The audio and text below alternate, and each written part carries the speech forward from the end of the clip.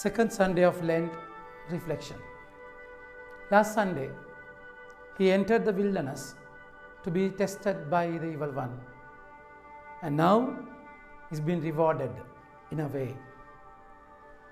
In the wilderness, Satan came and told him, tempted by saying, "If you are the Son of Man." And today the voice from heaven speaking, "Behold, this is my Son. I am well pleased of him." My dear friends, every trial, after trial, there is a trophy.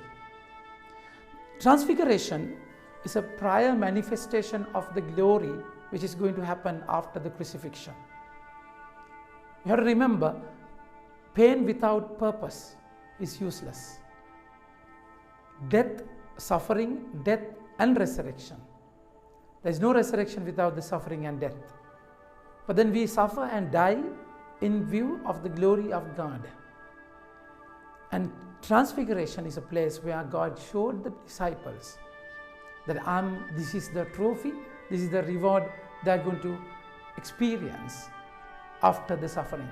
Of course, Matthew is writing to a community where their persecution happened.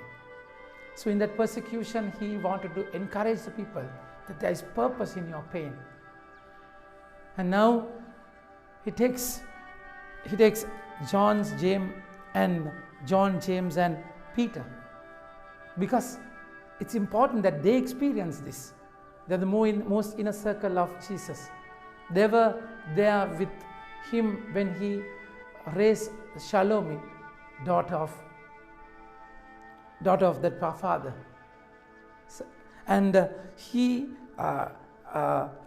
Jairus' daughter, and they were there in Gethsemane, and now they are in Tabor, because Peter is the leader. He's going to give the key of heaven, kingdom, and he's going to be the rock. So he should experience this.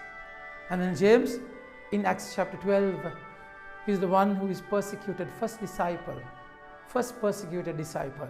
And John is the last to die among disciples. So he wanted to show them all the Shekinah, the glory of God, my dear friends.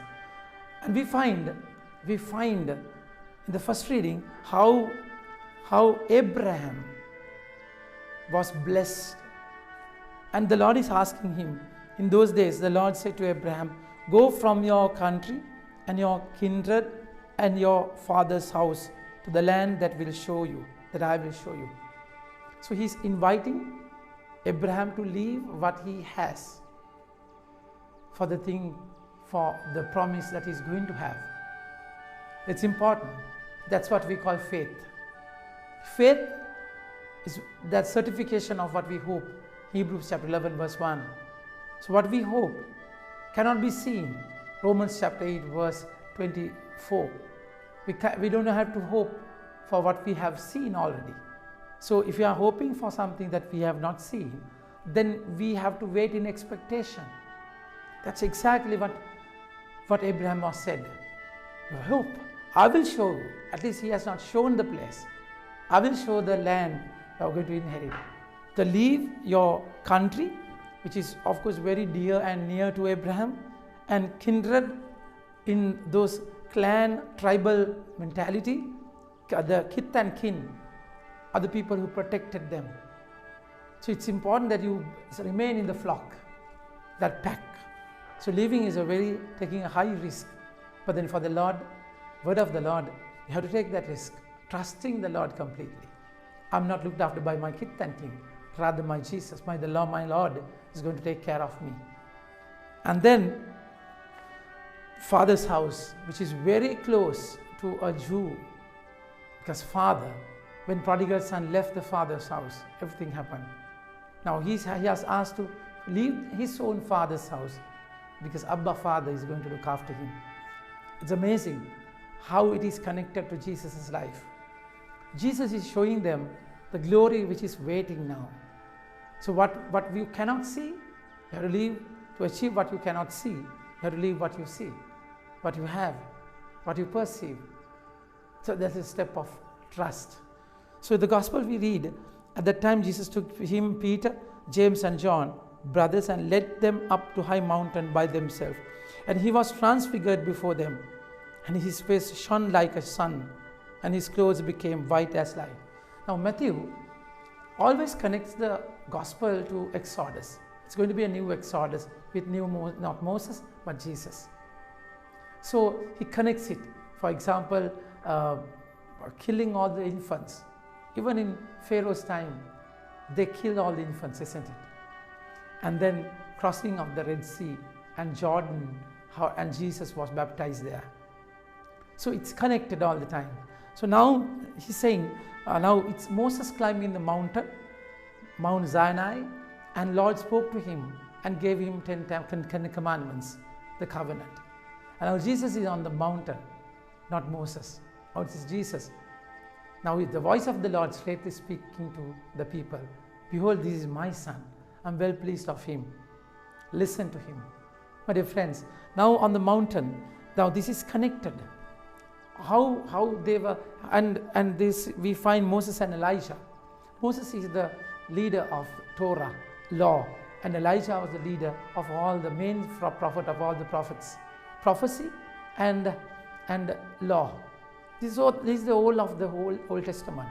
You read Matthew, again he says, I have not come to abolish law, but rather complete it, fulfill it. This is how they are going to fulfill it. How?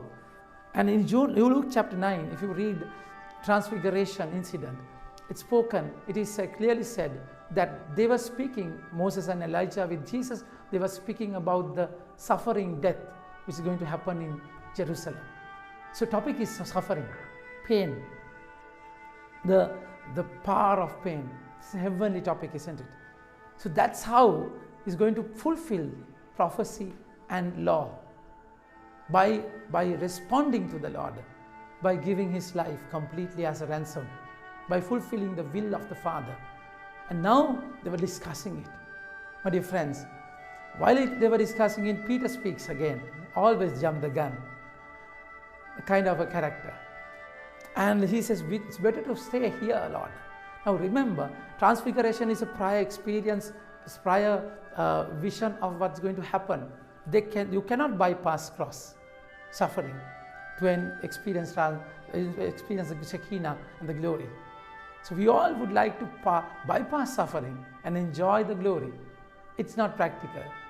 But when Peter wants to stay there, and he says we'll have 3 tents. Of course, if you know there are 3 feasts, main feasts in Jerusalem. Feast of Pentecost, Feast of Passover, and the Feast of Tents. So tents mean, the very same word is used here, that we will have 3 tents. So we can stay here. But then we find the cloud covering them, which is a symbol for the mysticism. It's a mystery, cloud. And we find how they were directed with a cloud in the noontime on the way to promised land. And cloud is Shekinah. We find the cloud coming down to the temple of God, the tabernacle. So it's important, this now the presence of the Lord, in the presence or the awe, the glow, the respect.